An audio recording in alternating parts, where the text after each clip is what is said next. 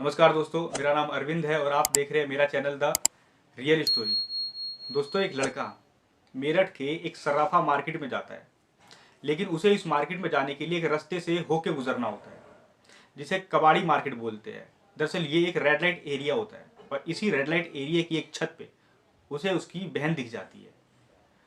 ये लड़का अब अपनी बहन को कैसे वहां से छुड़ाता है और इसके अलावा बाकी लड़कियों को कैसे छुड़ाता है, आज की ये कहानी इसी के ऊपर है।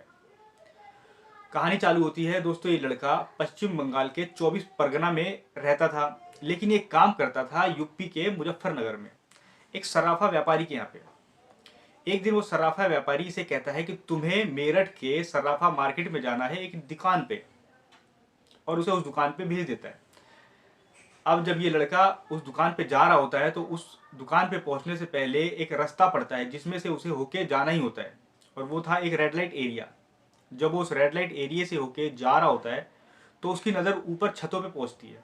वो देखता है कि ऊपर से कई सारी महिलाएं, नीचे जितने भी मर्द होते हैं, सबको हाथ देके इशारा कर रही होती है और उसे ऊपर की तरफ बुला रही होती है। उन्हें देख ही रहा होता है, इतने में उसे एक लड़की दिख जाती है, जिसे देखने के बाद वो हैरान हो जाता है और सोचने पे मजबूर हो जाता है। वो लड़की उस लड़के की तरफ एक कागज को मुड़ के फेंक देती है। वो लड़का उस कागज को उठाता है और उसे खोल के पढ़ता है। उसमें लिखा होता है कि तुम रात में 8 बजे मेरे से जरूर मिलने आना। ये बात उस लड़के को व्याकुल कर देती है। लड़का मेरठ में उस सराफा मार्केट की दुकान पे जाता है, अपना काम खत्म करता है और तुरंत ही अपने मालिक को फोन कर देता है और कहता है कि मालिक, मैं आज काम पे नहीं आ पाऊंगा, मैं कल आऊंगा। मालिक उससे पूछता है क्या हुआ। लड़का उसे कुछ नहीं बताता। वो कहता है कि नहीं, आज मैं आपके पास नहीं आ पाऊंगा। मालिक कहता है चलो कोई बात नहीं, तुम कल आ जाना। और उसके बाद वो रात 8 बजने का इंतजार करने लग जाता है।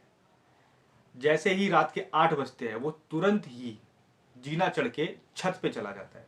जब वो छत पे जाता है तो उसे कई सारी लड़कियां दिखती हैं, जिन्होंने छोटे छोटे कपड़े पहने होते हैं और मेकअप किया होता है।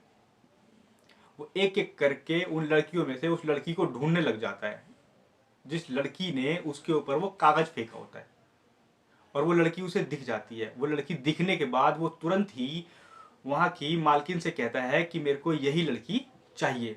उसके पैसे देता है और उस लड़की को लेके कमरे में चला जाता है। कमरे में जैसे ही घुसता है वो लड़की उस लड़के से लिपट के रोने लग जाती है। दरअसल लड़की कोई और नहीं, इसी लड़के की रिश्ते में एक बहन होती है। लड़की उससे कहती है कि उसे तकरीबन 6.5 महीने हो गए हैं, उसकी ज़िंदगी यहाँ नर्क हो गई है, उसे जैसे तैसे भी हो सके यहाँ से बचा लो। लड़का उससे कई सारे सवाल पूछना चाहता था। वो भी परेशान होता है, रो रहा होता है। लड़की से पूछता है कि मुझे सही से बताओ कि तुम यहाँ पहुंची कैसे। लड़की कहती है कि मैं अपने घर से स्कूल के लिए निकली थी, इतने में एक गाड़ी मेरे सामने आके रुकती है, जिसमें से कुछ लोग मेरे साथ ज़बरदस्ती करते हैं और मुझे गाड़ी में बिठा लेते हैं। गाड़ी में बिठाने के बाद वो मुझे कोई इंजेक्शन लगा देते हैं, जिसके बाद मैं बेहोश हो जाती हूँ। और जब उसकी आँख खुलती है तो वो मेरठ की इस रेड लाइट एरिया पे होती है। लड़की कहती है कि करीब 10 से 15 दिन उस लड़की को काफ़ी मारा जाता है, पीटा जाता है, डराया धमकाया जाता है, ताकि वो ग्राहकों के लिए तैयार हो। 15-20 दिन के बाद वो लड़की टूट जाती है। उस लड़की को ज़बरदस्ती तैयार कर दिया जाता है और ग्राहकों के साथ भेज दिया जाता है। और ये बात कह के वो रो ही रही होती है और भाई उसे पुचकार रहा होता है, दिलासा दे रहा होता है। इतने में ही गेट खुलता है और गेट खुलते ही एक लड़की और उस कमरे में घुस जाती है। और वो जब कमरे में घुसती है और वो माहौल देखती है तो उसे शक होने लग जाता है कि हो ना हो ये लड़का, इस लड़की का कुछ ना कुछ लगता है, क्योंकि जो कंडीशन वो देखती है वो एक ग्राहक की नहीं होती है। वो उस लड़की से बोलती है कि ये लड़का कौन है। तो वो लड़की शुरू में तो बताती नहीं है, लेकिन जब वो फोर्स करती है और कहती है कि अगर तूने मुझे नहीं बताया तो मैं यहाँ की मालकिन से बता दूंगी, और फिर वो आके पूछेगी कि ये लड़का कौन है। फिर वो लड़का और लड़की उसे सारी बात बता देते हैं। अब वो लड़का अपनी बहन और उस लड़की को कहता है कि घबराओ नहीं, मैं तुम्हें यहाँ से निकाल लूंगा, बस तुम्हें मेरा साथ देना होगा। और दोनों लड़कियां इस बात को मान जाती है। लड़का थोड़ी देर वहाँ रुकने के बाद वहाँ से निकल के चला जाता है। निकलने के बाद वो सोच ही रहा होता है कि वो किसे बोले यहाँ पे। तो जिस दुकान में मेरठ पे सर्राफा मार्केट में वो आया होता है, वहाँ के एक नौकर से उसका अच्छा परिचय होता है। वो जाके उसी से अपनी सारी कहानी बता देता है और उसे बताता है कि किस तरह उसकी बहन यहाँ पे आके फंस गई है, जो काफ़ी परेशान है, और वो उसे किसी भी हालत में यहाँ से निकालना चाहता है। जैसे भी हो सके उसकी मदद करो। वो उससे मदद की गुहार लगाता है। वो आदमी इस लड़के को लेके सीधा पुलिस स्टेशन चला जाता है, और पुलिस स्टेशन जाने के बाद पुलिस में सारी बातें जो भी उस लड़की ने बताई होती है वो सारी बातें उसे पुलिस स्टेशन में बता देता है। पुलिस एक टीम गठित करती है और उस रेड लाइट एरिया में छापा मार देती है, जहाँ पे वो लड़की यानी उसकी बहन निकल जाती है, और इसके अलावा कई सारी लड़कियां भी उसमें से निकलती हैं।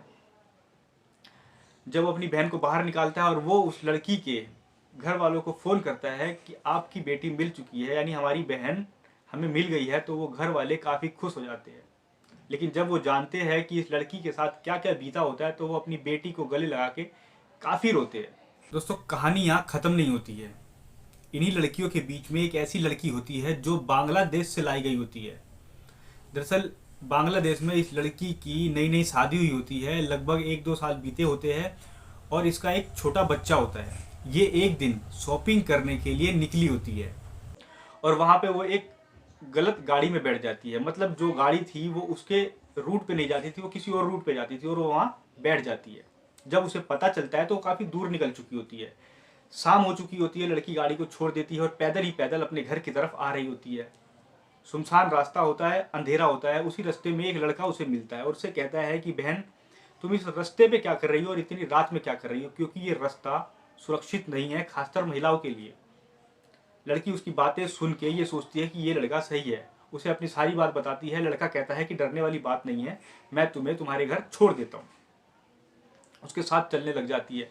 लड़का उसे खाने के लिए कुछ दे देता है। लड़की यही गलती कर देती है और उसके दिए हुए सामान को खा लेती है। खाने के बाद वो लड़की बेहोश हो जाती है, और जब उसका आँख खुलती है, जब उसे होश आता है, तो वो इंडिया में होती है, कोलकाता में एक कमरे में, जहाँ पे वो 3 से 4 दिन रहती है। उस लड़की को मारा जाता है, पीटा जाता है, टॉर्चर किया जाता है। साथ ही साथ ये भी कहा जाता है कि तू अब बांग्लादेश में नहीं है, तू अब इंडिया में है, और यहाँ पे अगर पुलिस जान गई तो तेरा क्या होगा, बिना पासपोर्ट के तू यहाँ आई है, तेरा क्या होगा तू खुद समझ ले।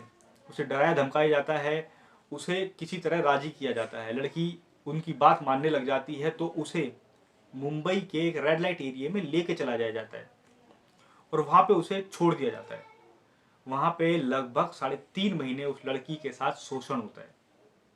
3.5 महीने बाद अब उस बांग्लादेशी लड़की को दिल्ली के जीबी रोड ले जाया जाता है और वहाँ पे छोड़ दिया जाता है, जहाँ पे वो लड़की लगभग 6.5 से 7 महीना रहती है। और उसके साथ वहाँ पे भी यही हरकतें होती है जो मेरठ में हो रही होती है, जो एक रेड लाइट एरिया में हो रही होती है। लड़की काफ़ी हैरान होती है, परेशान होती है, दुखी होती है, लेकिन वो अपनी आप बीती सुनाए भी तो किसे सुनाए। अपने देश को छोड़ के वो दूसरे देश में होती है, और वो भी एक रेड लाइट एरिया में होती है।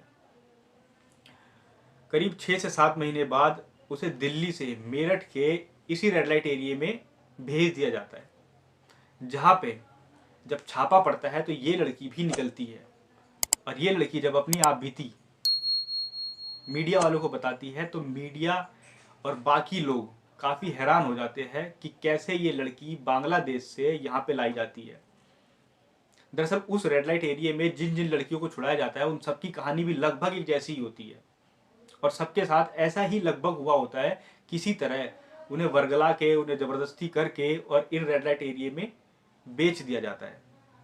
दोस्तों, उस लड़के ने उस रेड लाइट एरिया से ना सिर्फ अपनी बहन को बचाया, इसके अलावा उसने न जाने कितनी ऐसी लड़कियों को बचाया जो किसी की बहन, बेटी, बहू थी।